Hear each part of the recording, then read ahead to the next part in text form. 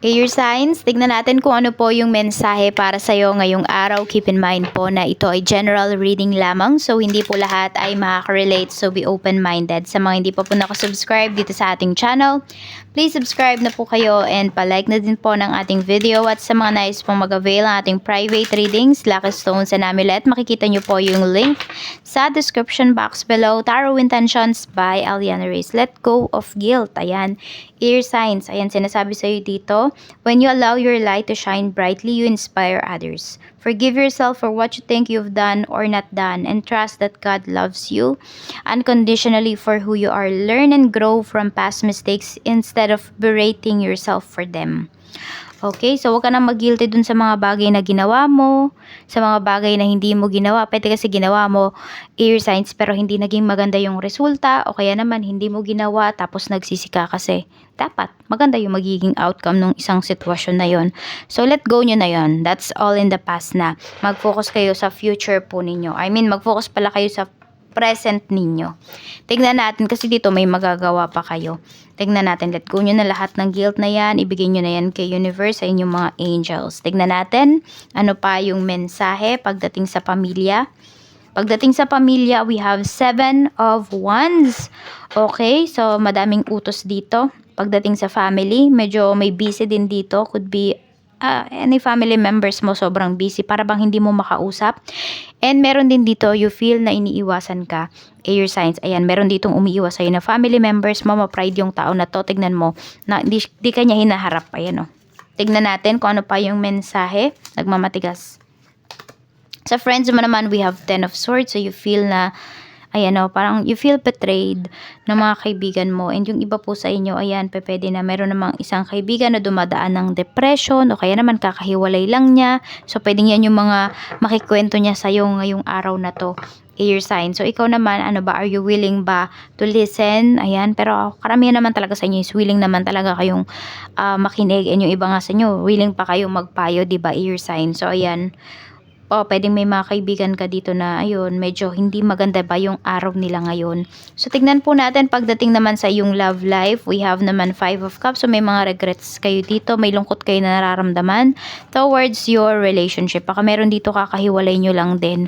Ayan, so ano ba? Para-paras ba kayo ng mga friends mo na broken hearted? Ganyan. Or baka ikaw to, air signs, ikaw ba yung mag-ano sa kanila, magkikwento. Tignan natin, ayan, we have the Magician. So, you feel kasi na pwede pang maayos tong relationship na ito. Ayan po, minamanifest nyo pa.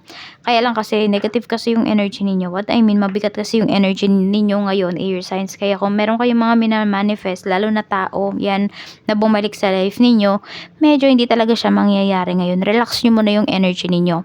Okay? Kasi nasa ano kayo nasa frequency of shame, nasa frequency of guilt kayo. So, dapat kasi pag nagmamanifest kayo, nasa frequency of love. Tignan natin kung ano pa yung mensahe. Di ba pag nagmamahal tayo, hindi naman tayo nag-expect ng something in return. Happy na tayo na may naibibigay tayo. Tignan natin, parang ganun din yun kapag kayo ay nagmamanifest na nasa love frequency.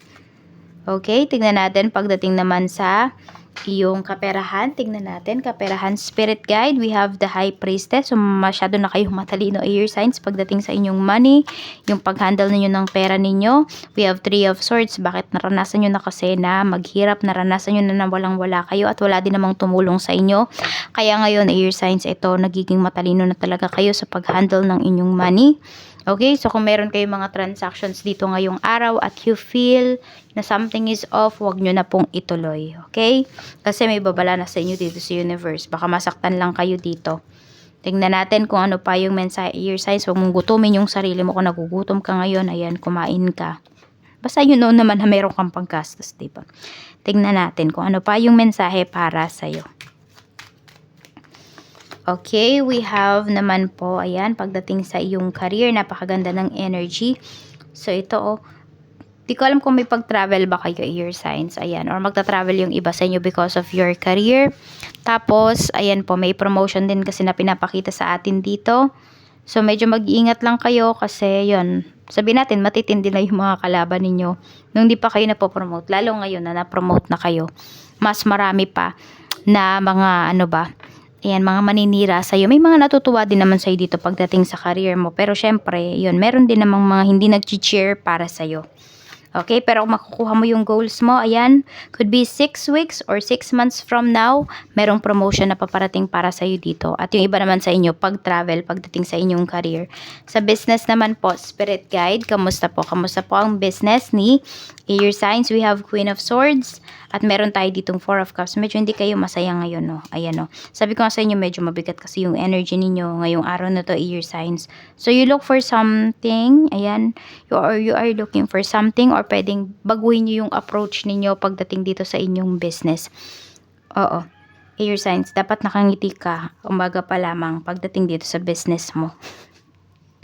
We have King of Pentacles. Ayan po.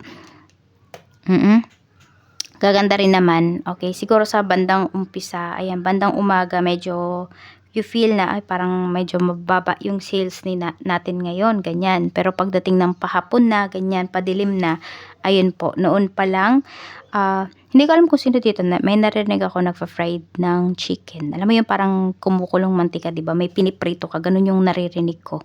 Hindi ko alam kung nagluluto ba yung iba sa inyo, o kaya naman Air Signs, ito yung business ninyo, chicken business. Ayan, try nyo.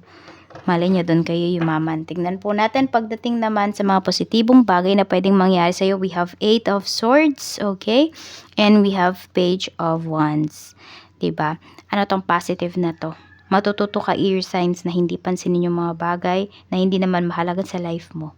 Okay? So, ayun o, mas matutuon mo yung focus mo sa mga bagay na nagbibigay din sa'yo ng mga positive energies.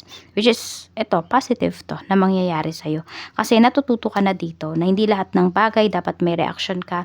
Hindi lahat ng bagay dapat pinapansin mo. Tignan natin pagdating naman sa mga negatibong bagay na paparating para sa'yo. Okay, medyo mag-ingat ka lang. Di ko alam kung may malalasing dito. Or baka meron kang lasing dito, Air Signs, na makadeal ba ngayong araw na to, makausap, ganyan. So, baka mag-iskandalo yung tao na to, medyo nakakahiya, di ba? So, ayan. Kung may pupuntahan kayo, siguro punta na lang kayong mag-isa. Ganyan po, 6 of Cups. At yon yung iba nga po sa inyo, may aaten na yata kayo dito, kasal, yung iba po sa inyo, Air Sign. So, ayan, baka may mga malalasing, ganun, tas may awayin kayo. Mag-ingat na lang kayo dito, okay? Okay, we have 2 of Swords. Tas ito, merong nagdadalawang isip dito. Di ko alam kung pagdating to sa, may mga bata kasing involved. Ayun yung pinapakita po dito. So, parang, yun, naguguluhan yung iba sa inyo. Okay? Kung isasama nyo ba yung mga bata, isama nyo na lang siguro. Basta uwi kayo na hindi kayo lasing. Ayan po, Air Signs. Or kung sino man tong nagda-drive, no? Ayan, basta mag-ingat kayo dito. Kung may pupuntahan kayo ngayong araw, at sabihin natin, ayan, party nga, kunwari. Tapos, yung driver nyo na kayo, huwag na kayong umuwi kapag ganun. Basta mag-ingat kayo dito, okay? So, may mga decisions din kayo na kailangan gawin pero naguguluhan kasi kayo. Tignan natin, ito po yung inyong mga lucky numbers. We have number, 22, 51, 38, 41,